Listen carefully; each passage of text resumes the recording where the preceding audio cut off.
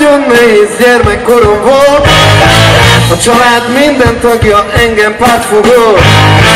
Szerették volna, hogyha minden érdekel, és közben nem törődtem szinte semmivel. És csak egy érdekel. Legyen délben és este. Azt figyelte, azt kerestem, mikor melyik állomáson szólal meg a klubban 958.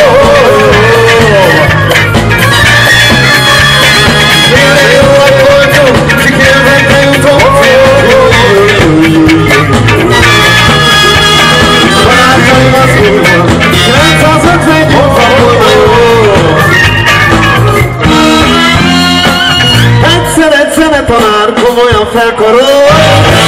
Talán már mondtam, nehéz gyermekkorom volt.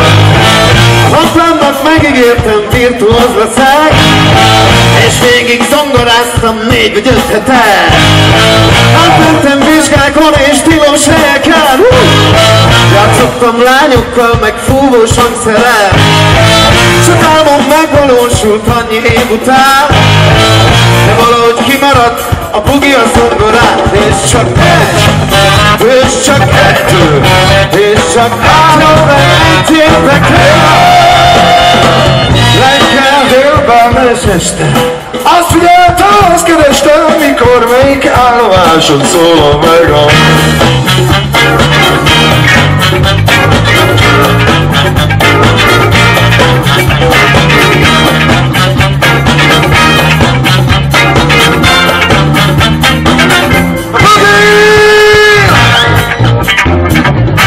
Kérnék szépen egy kis tapsot.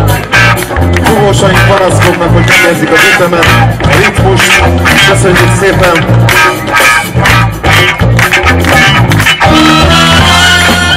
És itt a zenekarban játszom mindenet, de valahogy zongorálni nem majd napsőssel. És most már eljátszhatnám, hogyha akarnám, de ma már kinek kell a bugi a zongorán. És csak egy